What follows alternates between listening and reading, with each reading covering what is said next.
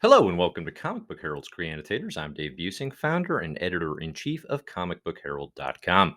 I'm excited today to be joined by the author, creator of many comic works, including the recent Chronophage, Money Shot, Dark Red, got Robin's Suicide Squad, King Shark, and some of my personal faves, Revival and Hack Slash. It's Tim Seeley. Tim, how are you doing today? Good man. Good to see you on this fine Sunday morning. Absolutely. I appreciate you taking the time. All right, I got to ask before we get into the real questions. You're Chicago based. You have a Revival is very Wausau based. I've got family in Wausau. I grew up around Chicago. Cubs or Sox? I'm not a sports guy, but I do find that if I go back to Wisconsin, they like it better if I pick the Cubs because then they can argue with me. So I Okay. just, yeah, I don't really care, but I also I know the value of a good bar conversation, so I'll just pretend I'll just do the one I think people like. So when I'm on the north side, I'll pick Sox because then people are like, oh, whatever, even though I don't watch sports, so Yeah. You just play it by feel. Okay, very good to know. I when I was picking my hoodie this morning, I was putting on a Cubs one. Then I'm like, oh, he's Chicago based. Like, I don't want to piss him off right away. I don't really understand I've just never understood sports fandom. So the Chicago thing even confuses me more because they're both like Chicago things. But people like to have something to argue about. Oh yeah, And sports is a like non-war side you can have, right? Like now we know you can't be Democrats, Republicans without war, but you can be like a Cubs and Sox fan without war. So generally, yeah.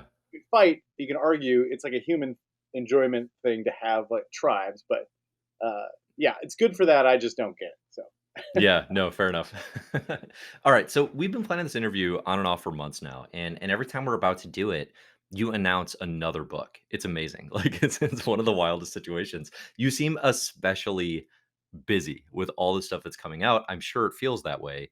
How does it compare to like, you have a long comics career. Like how does it compare to other points in your career? Do you feel like particularly busy in this moment? well, I mean, it sort of looks that way. I still basically write about 4 books a month, pretty much, and I have for pretty much the past almost probably 10 years, I guess. But the books like Chronophage and a couple of the other ones are coming out. I did sort of maybe I think Chronophage I started, kind of when there's the um, beginning of the COVID lockdown, and a lot of publishers, for instance, I was working on Bloodshot at Valiant, and I was working on some other stuff, and the publishers paused, like everybody kind of freaked out. Yeah. So, in the meantime, I talked to these other publishers who were interested in people doing OGNs, original graphic novels, and so I took those on in that time and pitched, I have another one that hasn't been announced yet, but Chronophage is obviously announced. I think it comes out pretty soon, and Hmm. that was the book I worked on throughout that period. And Ilias was drawing it. It took, it was 120 some pages, so that took him quite a long time to do it. So it looks like a ton of stuff right now, but in the big part of it is this stuff was done, probably spread out more than you think, and also like Loaded Bible, which is uh, coming out. The orders are due, I think, on Monday. That's a book that Steve Orlando mostly did almost all the work on, and it's I guess a licensed book. He did a sequel to something I did, so the ones I'm really like actively writing right now are I have to check Gwenverse, um, and then and a bunch of things that aren't announced. So there's a bunch of stuff that I'm working on that you're not seeing it because it's not announced yet. So TBD. Yeah. yeah. Sure. All right. Very good. Very good. No, so we'll talk about Chronophage. I do want to ask about Gwenverse, which is this upcoming Marvel project you've got. Kind of what was the origin of that project, and what can you tell people about what's to come? The origin of it was I hadn't worked on a Marvel project in a while.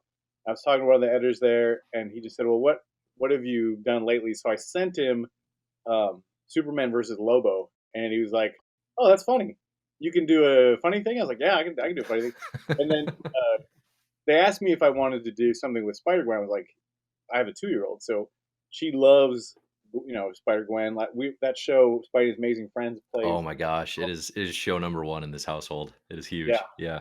and you saw her walk in. She's got a Spider-Man hoodie on. You got a Spider-Man cup. Heck yeah. And so Yeah.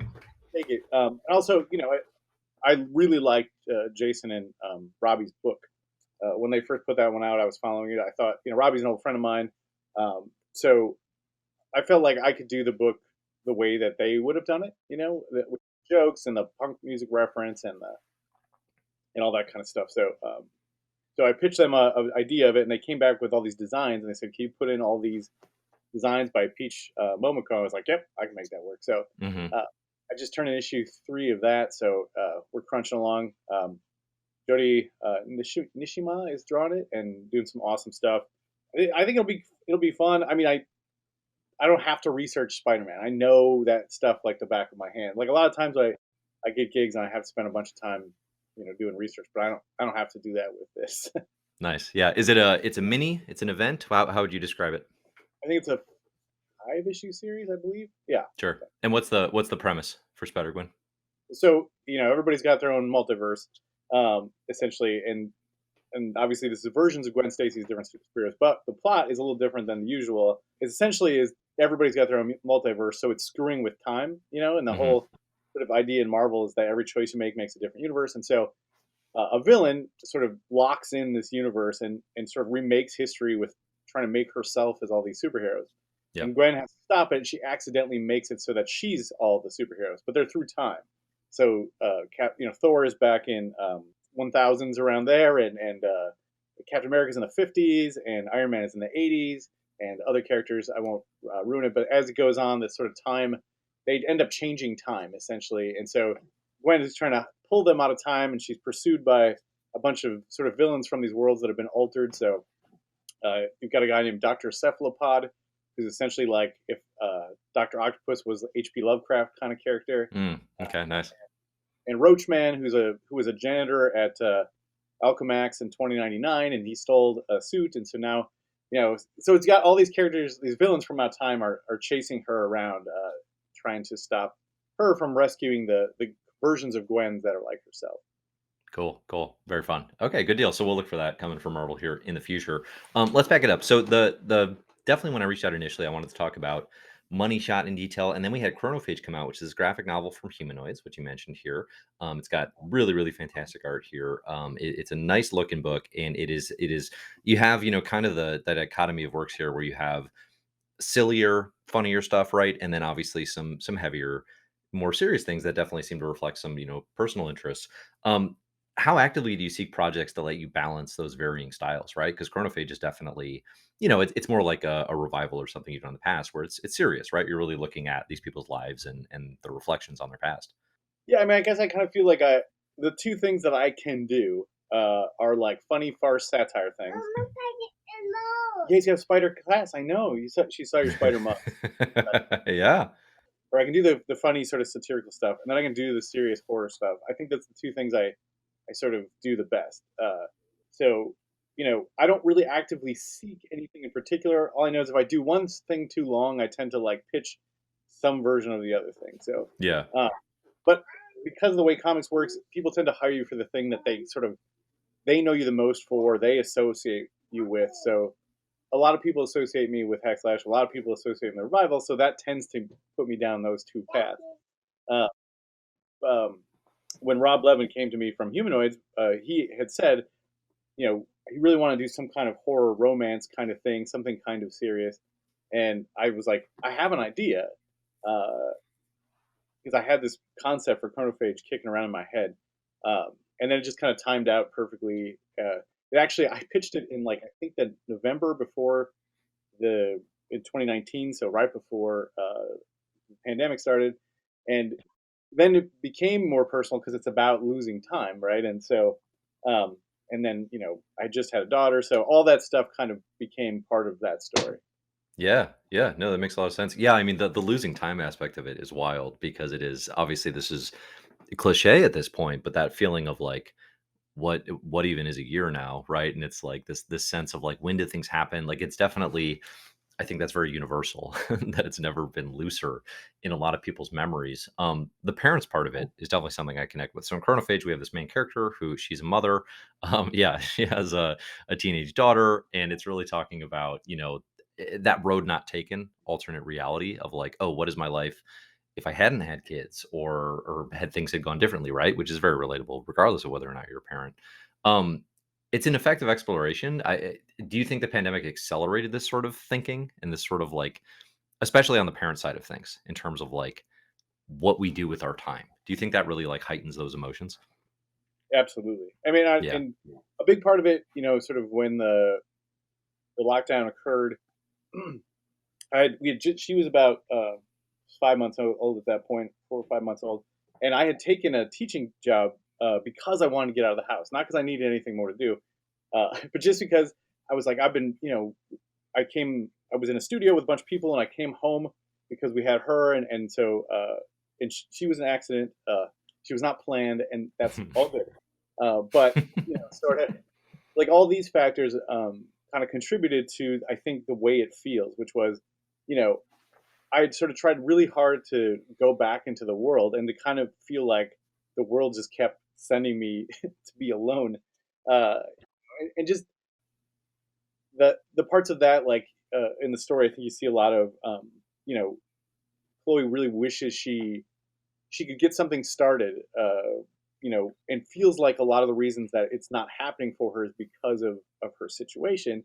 And we see parts of that as true, right? I mean, obviously the choices, it's a financial situation when you have a kid because now you cannot dedicate a time to taking risk, and you can't take risks because you might fail, and then how are you going to pay for stuff? And especially I think during the pandemic, it made it very clear how much of our time that we took for granted, like that you could send your kid to school and someone else would take care of them, and Hmm. like now all of a sudden it's like you're at home all the time with these people, and there's no daycare.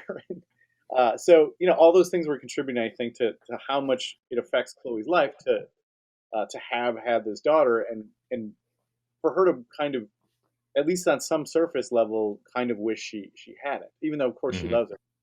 Right. You know, there's a very human thing about being like, and I was just hearing my wife this morning was so frustrated with my daughter. She's just like, I wish, I wish I Yeah. had you. Like, of course she doesn't mean that, but every parent goes through that at some point. Yeah, no, it's a very honest exploration. I think it's a thing a lot of parents don't want to give voice to, but like, I've had 3 boys over the last 5 years. Okay? So, I'm like it's very busy and I wouldn't change it for the world. I'm in a great situation, but occasionally I'm just like, how did I not like build a mass media empire before I had kids? Like how did I not like like save the world before kids? Cuz I'm like I must have had so much time. Like I can't even imagine it now. Yeah, and that's the weird thing is, my wife and I talk about this. Like, we used to, the thing that got cut for us, and it's a combination of Valentina and the pandemic, was those connections to other people. Like, we used to have a lot more. We used to spend a lot more time with family and friends, and now we spend all our time with each other. And obviously, the pandemic exacerbated that, but that was also part of our life before. Those 3 months or 4 months or whatever before, when we had her and we didn't have COVID floating around. So, the one of the things in the story is that the vampire, the chronophage, needs people who have connections, right? Otherwise, it doesn't. He can't get anything out of you. Mhm. There's no paths for him to feed on if it's just you at home by yourself. And so, we explore that with Chloe has this best friend, and all of a sudden she doesn't. She doesn't remember ever having this best friend, who she used to be able to go to and talk to about her problems, and now that woman is gone from her life, and she doesn't even know she was ever there. So it's kind of exploring all those things, and I'm a social person, so I'm definitely not a sit at home and work kind of guy. Like, I'm just not. So for me, the sort of the most painful parts of this is that isolation, and that's how I ended up going to teach, because I just I had to talk to somebody. Mhm. Mhm. And Yeah, no. if they were paying me to do it, I was fine with it. Even better, right? For sure. No, it's definitely I think a very relatable thing right now, and Chronophage explores it pretty effectively. You mentioned there that okay, the Chronophage is kind of this horror vampire, a twist on a vampire, right? In its own way, and I won't spoil it for people who because the graphic novel's out yet, and we'll link to it all in the show notes here. Vampirism is obviously coming up in a lot of your work right now. You got Dark Red going on with Aftershock, where we got a vampire story. You've been working on Vampire the Masquerade. I'm sure there's other stuff probably as well. Is that something you have a particular affection for, sort of the lore and mythology for vampires? Or is that like more of a recent thing where you're like, I need to integrate that? No, it's always been a part of stuff. I mean, going back to like 10 years ago, I did a book called Ex Sanguine, which is a vampire story, and Yeah. I always. when I was a kid, I was super into monster stuff. I mean, like a lot of kids are, but my dad was a horror fan, and my dad collected vampire movies. So he had every Dracula thing he could find. He had all the Hammer stuff, and I would always peek in to watch movies with him. And the one I distinctly remember the most when I was 10 years old, I peeked in and he was watching Fright Night. And if you've ever seen Fright Night, it's kind of a riff on those sort of Hammer horror movies, but takes place in this kid can see a vampire in a house next door, and I just love it. I love that movie so much, and so I've always been into vampire stuff. Um, and but West of Sundown has a vampire in it as well. I just like it's a flexible myth, right? It's every culture has some version of it, and it's really it's the sex metaphor, right? That's what it always is. You're Hmm. exchanging fluids. I mean, obviously, it's a sex metaphor, but there's Yeah. also there's tragedy to vampires, which I've always liked. So you can play them as sort of more tragic or more monstrous, or there's so many sort of versions of vampire.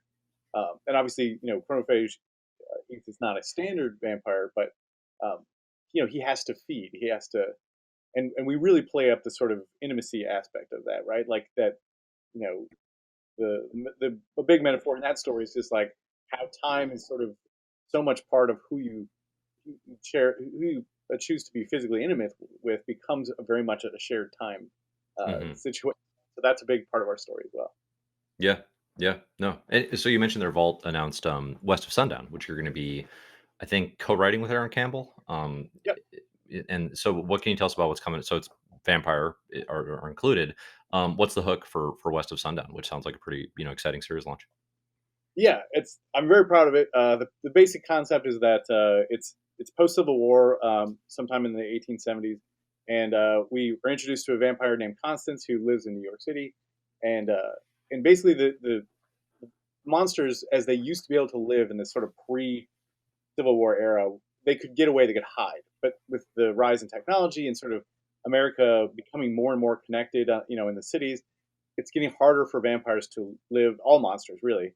And so she's pursued by a bunch of vampire hunters, and has no choice but to go west, basically, because it's still the only wild, uncivilized part of America yet. And Yeah. so also a big part of this for her is that we really play into that part of like Dracula, where her soil is a big part of what keeps her strength. She has to carry it around, and so she Mm. has to go back to the place where she was birthed, essentially. So for Dracula, obviously that was Transylvania, and for our character, it's New Mexico. So, um, but it allows us. I mean, I don't want to give too much away because it's a crazy book, but it basically allows us to do we're sort of setting up this universe set around the old west where a certain kind of European monster runs headlong into a certain kind of American mythology.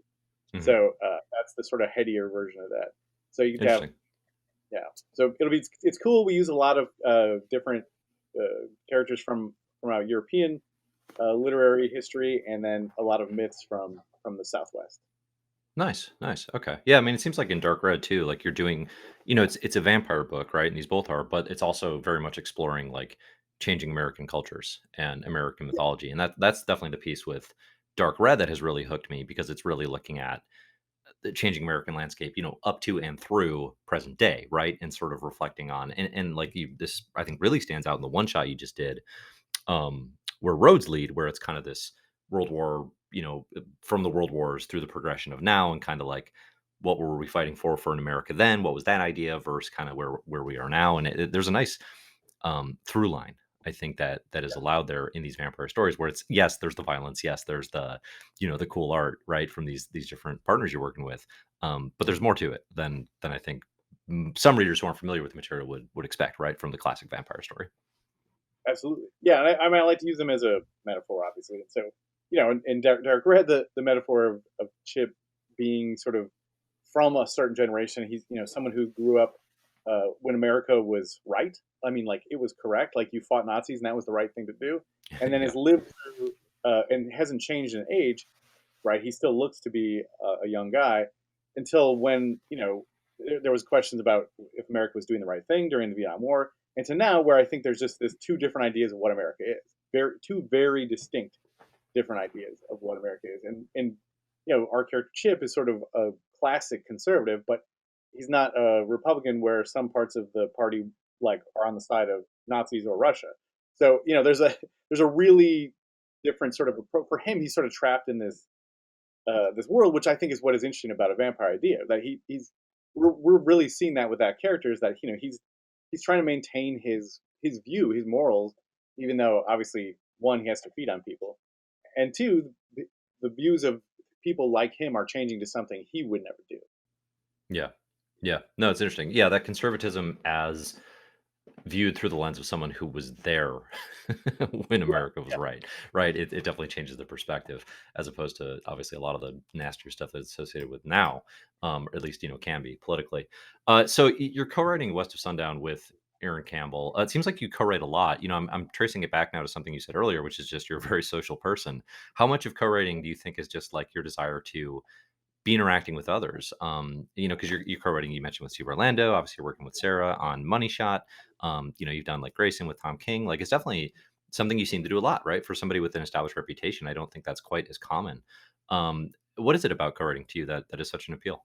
Yeah, I mean, the big part of it obviously is the collaborative, the social aspect of it. It gives you excuse to talk to somebody, Yeah, and you'll notice a lot of these books got rolled out around pandemic time, so it gave me excuse to talk to my friends. yeah, But a big part of it, I like to make sure that I'm trying. It's not just the same voice over and over, and I felt like Money Shot needed. I knew what it wanted to be, but I really wanted a woman's perspective on that book as well. yeah. And you know, and I think I'm pretty good at writing funny, but I'm not as funny as Sarah. That's just a fact. Sarah's much funnier than me. So, I Most people. if I collaborate with Yeah, there's not a lot of people as funny as Sarah Beattie.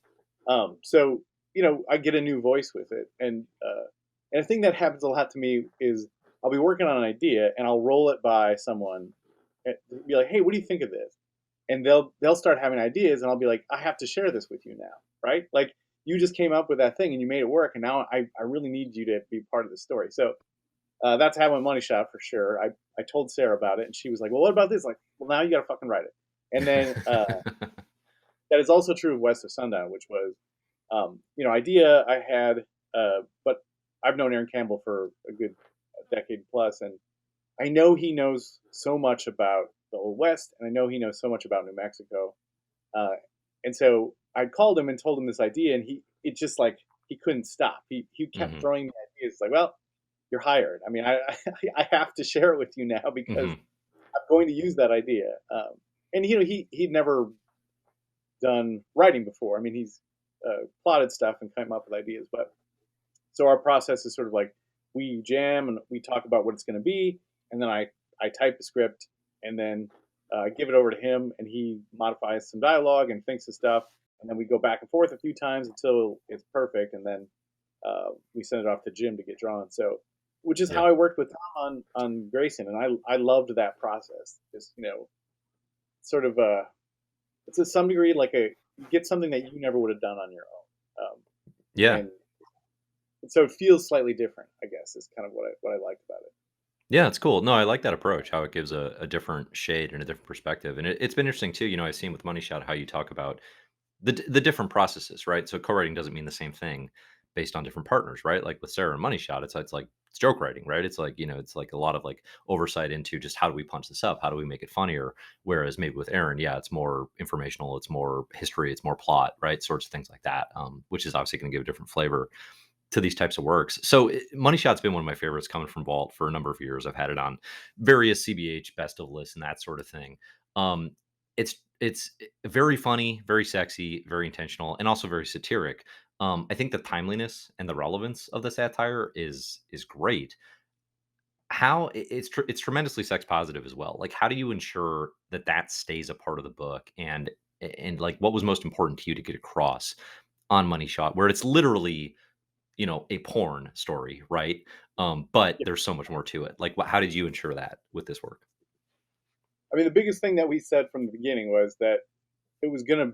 It's about porn. It's not porn. Which, uh, I mean, and again, I wouldn't care if it was porn, but I know that the way people react to that word is like to them, it's a bad thing, right? That's or people will say like, oh, it was kind of porn. Like it's like the bad thing. Like, no, that's great. But uh, so we use it as a guiding light. That it would be about this. Like, it would be about people involved with it, but the focus would never be like just on the sex, right? The sex is always in service to some other part of the story. Yeah. Um, we can imply a lot of stuff, and we can show like clips of it, and if the sex is funny or if it's emotional, or if it's for the plot, then we do it. Mm, That's the sort of way we always approached it. And that's why I wanted Sarah to be part of it, because her public persona is very sexual. She makes all these dirty jokes. She posts sexy photos on the internet.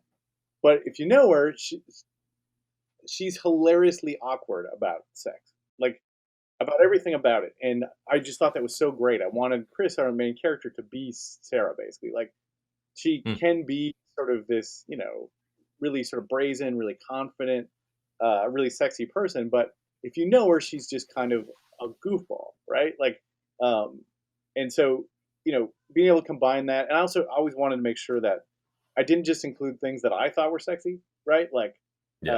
I want to include things that Sarah and Rebecca thought were sexy, and then Caroline as well, just to help keep this book, fresh. And it just can't be like every issue is another hot tub scene, because that's what I like. Right? So Right, like, right.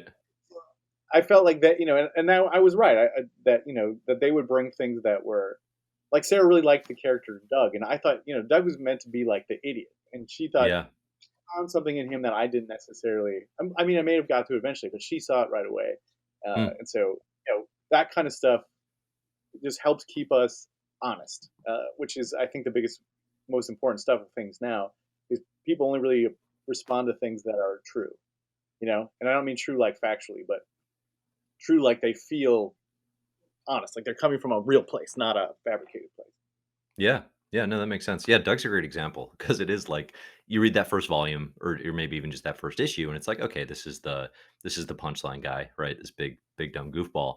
But then now 15 issues in, it's like, no, this character has like a real heart to them. They still make the same sorts of dumb jokes, but as someone who's come along that journey, it's like, well, we kind of know where they're coming from now a little bit more and a little bit better. And it definitely shapes again narrative beyond just like okay, what sexy situations are they getting themselves into with aliens this time? What's been the most surprising thing you've heard from a reader about Money Shot? Oh man, I mean, a lot of them. The one that always shocks people, like, and you'll see these on Amazon. It's just like all these reviews. People are like, oh, I thought this would be hardcore. I thought it would be really Oh, graphic. Or like they're yeah, yeah. disappointed it's not as dirty as they thought it was going to be. Yeah, yeah. Which I keep. You can read anything I've said about it. I said it's about porn and it's not porn, and I can't believe, like, what did I just you know. And also, I guess to some degree, like, what would be the point, right? Like, I mean, you could just really, if that's what you needed, just brother, there's a bunch of Pornhub videos that are free, and you could just go You check can out find it, whatever. yeah. So I'm always confused about that, and and I try not to be frustrated, because I know not everybody reads everything, but it's like that's that is what we said from the beginning, that was what we were going to do. Um, and I guess we never get in trouble for that book, and I mean, knock on fucking wood, because knock here, but Mhm. uh, I've never had people pissed off about it. I've never had people. I feel like, in a time that everybody's telling you how fraught everything is, and about being offensive, and getting canceled and all these sort of things, is like, Oh, yeah. no, just do it respectfully, just do it honestly, and I think people will get it. And I feel like this book is a great example of that. Like, we provide a lot of perspectives, and so if there's something that might have come across incorrectly, I know Sarah or Caroline or Rebecca will catch it. And that really, I think, if there's a argument for sort of having more viewpoints on your creative work, that's it right there, right? Yeah. Yeah. And I'm not gay, so when we do stories like that, I want to make sure I check with people. Hey, does this feel right? Is this sexy, right? So I want to do those stories, but I want to do it with a proper perspective. Mhm. Yeah, no, Money Shot is great about that, honestly. I think that and I do think you're right that, just those we see this argument I think a lot now that yes, varying perspectives provide different, POVs and attentions on when that script comes in on, okay, how do we actually make this authentic for different groups? And yeah, I mean, definitely one thing I've loved about Money Shot is it is incredibly transparent and open about, there's no one right way to this. There's no judgment value placed. It's sort of, um, I don't want to say anything goes, but it's like, yeah, it's pretty open ended. Like do what works. That's actually interesting. One of the things that surprised me about the reactions to the book too was sometimes people would be like, "I think you should have spent a bunch of time at some point of like, a character who's the first time they're sleeping with someone of the same sex or something, and that they should be more surprised by it." And my reaction to that was, well, my theory here is that in the future this just won't be a big deal. Like I don't think any of our characters are straight or they're none of them are 100% anything, right? And I feel like maybe in the future more and more people will realize that about themselves. I mean, you know, that seems to be the path we're going on anyway. So I didn't want to spend a bunch of time with it because I felt like, well, that's a story you've seen, and all the people I know who work in adult industries are very flexible as far as what they think is sexy, right? So, uh, and that's why they work in that field. So, yeah, that's the thing. I just felt like we don't have to have a whole thing. There's like a brief moment where um, one of the characters, that's Doug and I'm gonna Omar, where he says, "I don't want to sleep with him," and she's like, "What are you homophobic?" He's like, "No, I hate him," and that I thought that's all we Yeah. ever have to say about it ever again, right? Like that's it. They don't, and Chris and Bree, their relationship is, it's not about the sex. They have an emotional connection. That's part of the problem. That's what comes Right. with sex. So yeah, that was kind of how I was approaching it. Yeah, it's the interpersonal stuff that gets in the way. How many books full of porn star names do you have? Do you just have like pages and pages? We definitely came through quite a few of them. Yeah. The hard part about this was they had to be science oriented. So like, Mm, so that's why that the they're except for, well, supermassive black hole. But I thought scientists would probably pick names that, because all the scientists I know, all the people working in science really look up to previous scientists. So that's why you know the what's I'm trying to think of their names off the top of my head. But they're all sort of inspired by real scientists. That's how you kind of get there, except for supermassive black hole, which Doug he says right away that's going to be my name. I'm it's sorry. appropriate. Yeah, yeah, it works. When you've got it, don't mess with perfection. Great, great. How much at all has Money Shot changed? So you have an artist change from Rebecca Isaacs to Caroline Leigh over the third volume here. How much has your approach changed at all with the shift in artist? Oh, I didn't at first. I kind of wrote the way I would, but Caroline and Rebecca are very different. And Rebecca's like really, um, I guess I didn't see at the time how much of her work is really sort of subtle. Like she's all in the face. She's very Kevin McGuire. It's all expressions and stuff. And Caroline's work is much more like outwardly expressive. Like the characters, they react and stuff very much with their whole bodies. And so, now I sort of know. With Rebecca, I was starting to orient it more towards the subtlety, and with Caroline, I think I oriented more towards the big. It's almost like, because I think Caroline comes from manga, right? Hmm. And manga stuff is very. It's always, the acting is very big, it's broad. So now I kind of know to orient her towards that. Um, so, and yeah, it's interesting. I think Caroline comes from webcomics. Rebecca's like me; she comes from traditional, print comics. So Yeah. one of the things I had to work with Caroline was like, oh, hey, this has to make a page as a unit. Okay, now we know we have to work on that, because she's used to, basically like a Sunday strip, except she's used to a scrolling webtoon. So, Hmm. yeah, it was interesting. And, she's much younger than me or Rebecca. And so that was kind of an interesting thing too. Like some of the references are not things that she understood, but she knew stuff that I didn't. So, it's again, it's a collaboration. It's a collaborative medium. So so much of the stuff that you come up with is because of your creative partner. Yeah, yeah, awesome. So we're 15 issues in. I think I've seen that a 16th is planned. How long do you see Money Shot going? How long do you think this series will run? I mean, as long as people read it, that it's a weird book because it seems to mostly, it's like a lot of my stuff. It sort of eventually becomes a book that people buy and trade, and Yeah. Hack Slash became that, Revival became that.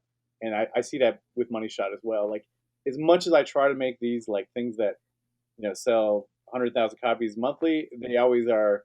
Oh, they do okay monthly, but they do really well in trade. Like that's just Sure. my lot in life, I guess. I'm more of a that's my audience.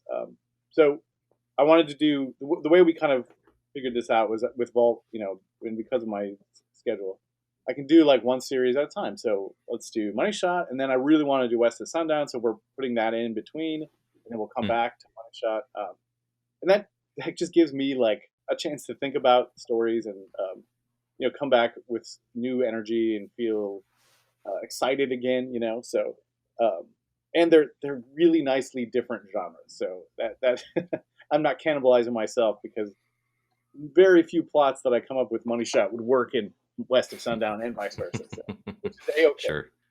Sure. No, it makes sense. So I really love Revival, which you've mentioned a few times. It's the book that got me into your work. That's a 47 issue run. So is the like do you want to do like runs that go that long, or is it purely just like attention sales based for you? Like, hey, if Money Shot goes for 50 issues, amazing. Or like, is there like an actual, I don't know, like, is there a part of you that like, because that's like 5 years of your life, right? Where you're in that thing, right? And it's Yeah, I mean, there's a yeah, hundred issues of Hack Slash. I would prefer to do. I always remember I had this conversation with Robert Kirkman once where he was talking about like Invincible and Walking Dead. He's like, I don't even get comfortable until issue 16 or something like that. mm, That is amazing. And he's able to sort of keep those books going to that. And then I think he's really happy to do Invincible when he's doing like issue 87 or something. right, And I really wish I could do that. The market is not really geared towards that. Like I said, things are switched to trades at some point, and um, yeah, I wish I could just do one. I wish I could just do one monthly book that I wrote and drew. That's what I wish I could do. It's just one, and I just do it for the rest of my career. I wish I was doing Savage Dragon. I think that would be, or a book like Savage Dragon. yeah, yeah. Where I know what you I mean. do it every month, and I write it, I draw it, and I do everything. I've never been given that opportunity. Um, I, I just the market doesn't seem to work that way. Maybe it's changing towards something like that. But like those big long manga runs, like I wish that's how we did things. We just don't in Mm, this country. right. So yeah, if I could just do Money Shot or West of Sundown or Hack Slash Revival, that's what I would do. Yeah. Revival was contained, like it had a beginning, middle, and an end, and we knew it from the beginning. So that one couldn't go on forever. I feel like it had to be. The story was about the sisters, and once we get through that, then I think then it's just a scenario, right? Like there are a lot of interesting characters there, but I think they were all to support the main story. Yeah. Um, so yeah, Revival is contained. Hack Slash could go on for a billion years. It could go on without me. Do you miss Easily. Hack Slash? It sounds like you do. Yeah, I mean, I'm working on it right now, so I don't miss it that much. Because Okay, yeah. we're doing a story for the Image 30th anthology. Sure, Um, yeah. yeah, so Stefano and I are reteaming for that one. So that'll come. It's a year-long story. I think ours is the back half. But yeah, so I never miss it because it's always fucking there. So Mhm, mhm. it's just the Is that the reality. one is that the work you're proudest of, you think? Like, is that the Yeah. most you? Oh, well, yeah. I guess. Yeah. I mean, and to some degree, it's that beginner's luck. Like the fact that that book still works and that people still like it. There's something to it. I'm not exactly sure what, but I guess part of it is she's really flexible, and I'm finding that out because the Image 30th story basically involves a tour through the Image universe through Cassie. So Oh, nice. seeing how flexible she is, because I can put them, I can put she and Vlad in a Bloodstrike story, and it works. Like it's not a, Yeah, yeah. it does work. So yeah, I guess probably I'm the most proud of that one. And there's things that I made that I really like that no one cares about. So that always confuses me. Like I thought Imaginary Fiends was one of my favorite things, and I don't know why people just like, meh, whatever. But It's weird how stuff just clicks like that. Like, some stuff you might feel great about and doesn't take off. Sundowners was one of yours that when I was getting into writing about comics, I really dug that book, and I was like, "Oh, this is gonna be big," and then, like, it kinda, like, didn't go too far. it's so weird. Like concept wise, like you know, just sort of this weird take on superheroes. Like Jeff Lemire did Black Hammer not too long later, and it's huge. Like, what did Yeah. we do wrong? Why did Sundowners? It bugs me, and I love that book, and I love those characters, and that's a book I had set up to be like, this could go on forever. Like this could Yeah. not contained. It's like, here's all these different characters and they can pass in and out. And but yeah, it is what it is. Timing, I'm sure, was part of it. It is, yeah, that timing piece of it is made because like Revival comes out in a moment where like that's pre-Leftovers, right? And then Leftovers became a really big thing in terms of a very different take, but also a somewhat similar premise in terms of like okay, revival and resurrection type stuff. Um, and it comes out in a moment where you can tell just culturally like okay, there's an appetite for that sort of story, and I was impressed. I wasn't there for Hackslash when it was coming out originally, but I went back, somewhat recently, and it's like there's a danger, sometimes going back to a book that came out early 2000s and being like, okay, like culturally, contextually, like this might have some awkward stuff. And Hackslash holds up really well. It's Yeah, definitely, just topically, like it's pretty evergreen. Not to use that word about something that you poured your heart and soul into, but like, yeah, it clicks.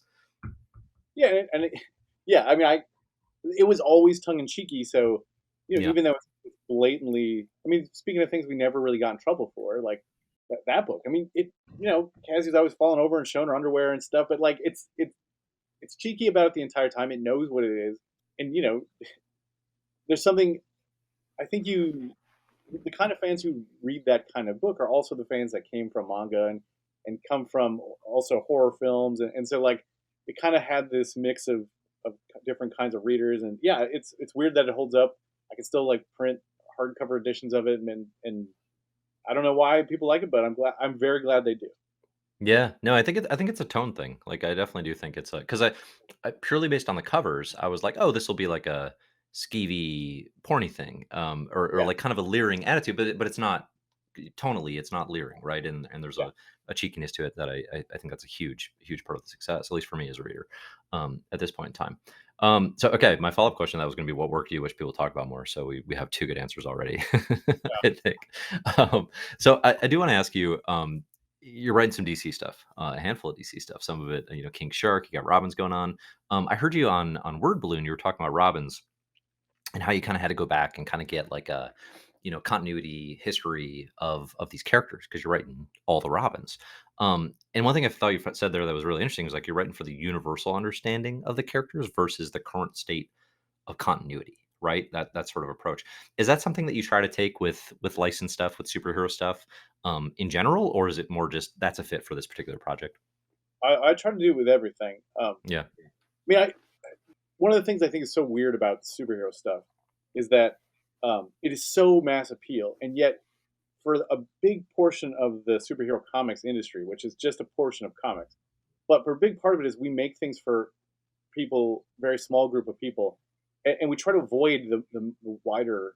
It's so weird to me. Why do we do that? Why do we keep making these things that, like I teach college and I ask my students like what they read, and they never read superhero comics. Mhm. They don't, and they love the movies, they love the characters. They're just like, oh, I don't understand where I'm supposed to pick this up. I don't, Yeah. and it's it's so weird to me that that's what we do. And then Robbins is such an education on that because I I really went out of the way to sort of make that, like you wouldn't want to read this like big epic crossover thing with all your favorite characters and then have like, Superman in the blue electric costume, right? Like You're even right. Yeah.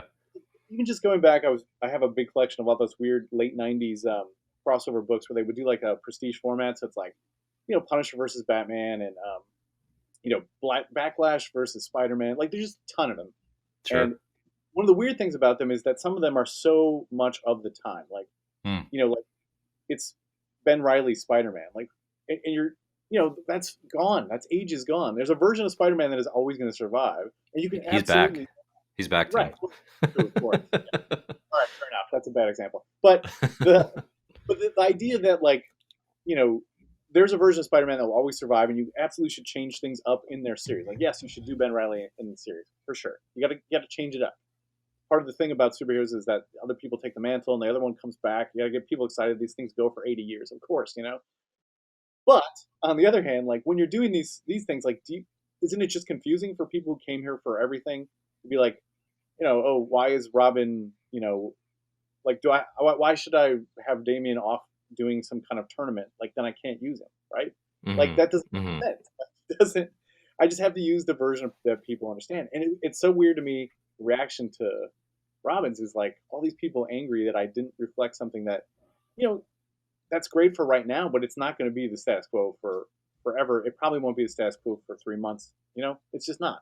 And so, I think of like Hush, which is a story that has lasted so long for Batman. It's basically the distilled version of those characters, right? It's the distilled Yeah. version of, and it's just weird that worked then, or the Long Halloween, or any of these stories where it's like everybody accepted that Tim Sale drew Batman this way, and that Jim Lee made Killer Croc sort of a big crocodile instead of a guy. And it's not continuity; it's just their interpretations, and it's meant to be evergreen. And I'm so shocked at the reaction sometimes. Like, and I guess it's just specifically a certain kind of fan, I think, because Yeah. other characters people don't have that reaction. Robin's partially it's because people grow up with each Robin, and so each Hmm. Robin is important to someone, for various reasons, which I try to reflect. It's just that I don't care, what costume they're in a different book, because or if it changes, if I'm doing issue 3 and they get a new costume in between 3 and 4, I don't care. I'm not doing it. It's just not part of the story. Pretend this happened sometime after that or before it or whatever. Yeah, yeah. It is that tricky thing, right? Like there's that continuity detail can be part of the journey for someone with like, these ongoing runs. And obviously you're no stranger to this, right? You wrote Nightwing in the DC Rebirth era, you wrote Grayson, like this game. But yeah, with Robin, like that's definitely something for me. I don't have tremendous Robin fandom. I like these characters. I like some of the Batman stories they're in. I don't have like particular Robins that I tie to, but I've definitely seen in recent years, like especially with social, like people have Robin fandom, and it is intense. For all variety, right? Damien's got fandom, Cassandra's got fandom, right? It's every single character. Yeah. And is that the book that like you get the most flack for? Like, do people come at you about Robins the most? Yeah, Oh yeah. Oh yeah. I mean, yeah, it. I there was a moment when that first issue came out that I was like, I think I'm out. really, I just it was so miserable for me. And you know, wow, I get to write cool DC stuff and I get paid for it. So yeah, that's fine. But yeah, I mean, it was a miserable week. Like I, it was just constant. It was like this assault. Like they must have set. I know people do this. They sort of organize on a message board or on Tumblr or something, and then they like that's how they do it. And they're like going to punish you. And they like tried to change the past even. Like there's all these people who are like, oh, you shouldn't be writing this book. You're the guy that shot Dick Grayson in the head and turned him into Rick. I'm like, no, I didn't. I didn't write those books. I had nothing to do with that. hmm.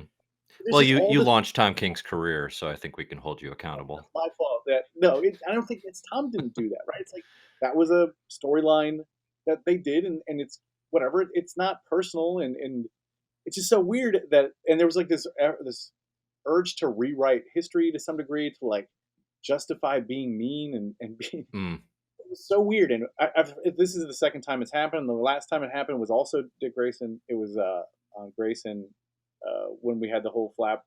It's just there's this weird thing of like dehumanization to some degree, and like this some like somewhat of his entitlement, and some of it's just like clicks. It's for clicks, right? Like it's like you're some kind of personality in the fandom, and so mm. you know you get more attention by being Marjorie Taylor Greene of this than you do by just putting your head down and doing policy, right? So like, I'm so familiar with I that. get it, right? So like, Yes. there's that of every fandom, and so it's just it is what it is. But and Do you think some of that's a marketing thing? Because like what you're writing, Robin's like you're writing for evergreen, right? Like you're writing for long term. You're writing for, like you said, like this universal understanding of the characters. And DC's got avenues for that type of thing, right? Like there's, like Black Label obviously is like no one reading a Black Label book should expect that it's going to reflect what just happened in Batman number 106 or whatever, right?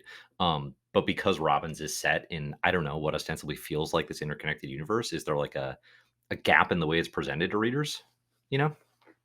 I mean, and partly I think a big part of it is probably that they did that round robin thing, the because part of it was like when we were doing the round robin the concept and the pitches. I worked with the editor Andrew Marino on this, and we sort of figured out what it was going to be, and it was pitched as a general thing, and it was always going to be that because we didn't know when these books would come out when they were part of the round robin thing. Yeah, anyway, right? Or if they would ever come out because they were part of a. So I'm sure the marketing side of that is part of this. Yeah, I mean, because we weren't promising anything, but we were just telling a story and with Mhm. characters that we love. but yeah, it probably looked like a different thing than what it was on the inside. And I also think there's a part of that which the being part of this sort of round robin contest, it worked against us to some degree because a lot of people felt like this book stole something from them, which it didn't because you know Yeah, but that's what it looks like. So I know presentation is such a big part of it, and obviously I had nothing to do with. I'm a freelancer. I don't have anything to do with those choices, and I'm glad they made the choice of doing the contest because it got attention to comics, and I think it made it fun for a lot of people. Um, but again, when I was first presented with this too, we were talking like, oh, this will be on the DC app. This will be on that. So like, it has to be sort of more general. This would be for sure, people who right. who subscribe to these things and they got this with it and they're so Well, that's like what King Shark is, right? Like it's a, it's DC Universe first, and it's like, okay, like we have a movie audience here, we have a certain level of familiarity, right, with this character, or like Harley Quinn. I think you're playing off of the animated series a bit in terms of the presentation of that character, but right, it's more of a universal understanding, yeah. exactly. And so and I know I did what was I did the assignment, right? Like that's what they talked about and that's what they Hmm. wanted and so that's what I did. But yeah, I just didn't expect the like it's just so weird to me for people to be angry about it because I'm just doing it's very fascinating. But you know on the other side of it is having things that people don't react to at all. So maybe it's better to have people angry at you. I don't know. I I don't. I just I write scripts and I turn them in and I work with artists and and the books come out and sometimes they're what I thought they'd be and sometimes they aren't and uh, that's it. That's the I learn hopefully and I never approach this with ill will in my heart. I love these characters as much as they do and so that's all I can do. But it is interesting for sure. Yeah, yeah. No, it's a rough path, I think. I mean, and obviously, like there are books I don't like. There's a way to do criticism that is, breaking down like, okay, what in this comic doesn't work for you, and then there's like a real emotional fandom going way overboard, which is like, to the point of like forgetting that like there's real people at the end of these books that, 9 times out of 10 like these characters and want to tell a good story. You know what I mean? Or more than 9 times out of 10. So yeah, Yeah, and it's also and the thing I think a lot of people sort of have trouble with is it might just not be for you, right? yeah, sure. So like if something is made in a sort of fashion of trying to be appealing to a lot of people who may not be familiar with characters, then that might not be your thing, and that's Hmm. okay, right? Hmm. Like I don't. That's a very strange thing to me too because you know I certainly have been a big Spider-Man fan my whole life or Superman fan, but some things I just were like that's not for me. That's fine, right? Like it's just not you know Yeah. I'm sure it's well done for what it is, but it's not my thing, So and then that's okay. Yeah. Oh, absolutely. And that's like as a superhero fan, it's like that's most books, right? Like it's there's so much. Like you have to process what's good and what isn't. So some of the other DC stuff you're doing, you mentioned Superman Lobo. You have in that, you're right, co-writing that with Sarah again, which is a fun book, right? It's Lobo books, right? There's gonna be more comedy elements. In the first issue you got some attention, Superman literally saving lives. He runs afoul of a new group known as the Anti-Savers. It's pretty clearly a mirror to like anti-vaxxers, right? And what's going on with COVID. What kind of reception did you run into there? Like, was that a big headline grabbing thing? I know I saw pop, but just reading it, I could tell like, okay, this will get some people's attention. Yeah, it's weird. Also, we wrote that before the vaccine came out, so like, um, Oh wow. so like because the vaccine started showing up in April, right? Hmm. And so the reaction was around there. I think we wrote that in September, October of the year previous because Yeah, it you're definitely ahead of it. Yeah. Sarah was or Merca, needed some lead time because they were long books, and so yeah. So it's not like I was reacting to what I thought people would do, but not to specific stuff. Um, and obviously I was right, but so, but that one was weird because there was a major driver of where the attention for that one came from, which was Patton Oswalt retweeted he was reading it on his iPad, and screenshot it. He got 4 million followers, um, so there was a very specific reaction. And that was very much just like a Twitter thing, and that was fun. That one was fun. I didn't, it was a huge reaction, and a lot of people were mad at me, and a lot of people thought it was hilarious. The intent, I'm trying to tell a satirical story about I basically what I think would happen in these situations, and that's what I thought would happen, and I was right. So, so I think it's funny, and you know, but the story is really about the sort of difference between Superman and Lobo. That to me, to some degree, like I really like Lobo as a character, really fun, but he's a bad guy, right? And you're not supposed to think he's the good guy. You're never supposed to think Lobo is right. He's not, Mhm. right? Mhm. So that's what the book is about. Like, and you'll see it as we go on. I mean, in issue 2, you start to see that we're very much taking a side on this because Superman says, "How can you be attracted to Lobo? He's the worst." He like says, like Darkseid has more morals than Lobo does, and she's Yeah. like, "I know, but he's sexy. I don't know." And that was a Sarah line out of that she actually said in real life that we put in the book.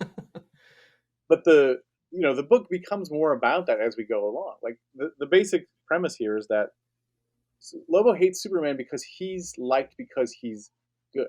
That's why he Mhm. hates him. He always hated him. And you know, Lobo represents something Superman could never be, which is selfless. And Lobo could never be that, and he hates it. That's Mhm. what it's about. So obviously, the anti-vax sentiment would make its way in there, right? Because that's about being selfish, right? That's what it is. That's you're not contributing. You don't want to be part of uh, society. You're not taking a hit for the team. You're saying I don't want to, and and that's a choice. That's fine, but you have to know what it is. And so that's why it makes sense for us to make fun of it in the same, in the same breath as we're making fun of Lobo. Yeah. Yeah. No, totally. It definitely fits and contextually fits within the story. So, all right. So we've covered a lot here. You've got a lot of work coming out. We mentioned Gwynverse coming out. Is there anything else that's next or that you want people to check out that we haven't touched on that's on the radar for you?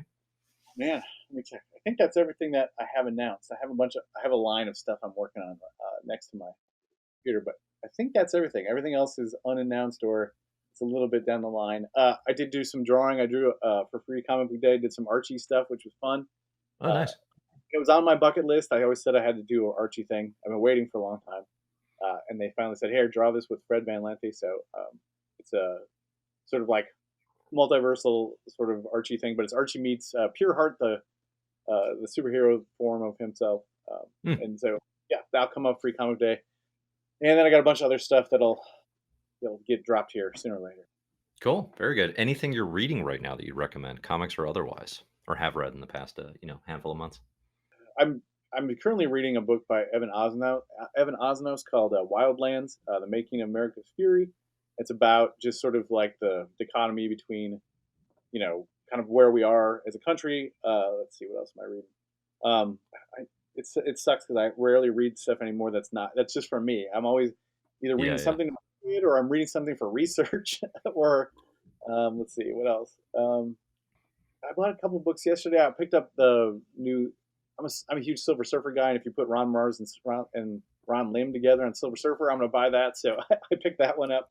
I thought that was fun. Yeah, I went to a comic store yesterday and bought a bunch of stuff, but it mostly was stuff for my daughter. So I also picked up Six Sidekicks of Trigger Keaton. I got that one yesterday. I got to read That's that. a good one. Yeah. Yeah. So yeah, I've got a pile of stuff to go through. Always. Yeah. Very cool. What shop do you go to in Chicago? I guess you don't have to say, but if you want to. Oh, no, I haven't been to a shop in a long time, but I did go yesterday to Challengers. They have a kids section. It's awesome. Challengers, yeah. Yeah, I took my daughter in there. I let her run wild. $130 later. It was sale, Awesome. so They have such a cool kids breakout. I love that about that store. Like it's yeah, it's so awesome. I knew she targeted, would yeah. love it. Yeah, it was awesome. And she saw the giant Ninja Turtles and the Batman, and she didn't want to leave. She could have stayed there all day. I think so. That's amazing. So well done, Awesome. challenge. Yeah, yeah, seriously. Okay, very cool. Well, Tim, it's been a pleasure talking to you. I really appreciate you taking the time. And where should people find you on social or any of that stuff if they want to find your work? Yeah, I'm on Twitter at Hackin' Tim Seeley, and I'm on Instagram at Tim Seeley. It's a lot of my art and stuff, and just various photos and such. I don't do Facebook or any of those other ones, so those are mostly the two that you'll find me at. You can check out my larger portfolio of stuff at timseeleycreative.com. Cool, cool. Awesome. All right. We'll link to all the works here in the show notes. People can check them out there. Again, I'm Dave. You can find my stuff at comicbookherald.com, of course, and we'll be back in a couple weeks with our next interview in this creator series. So thanks everybody for listening and enjoy the comics.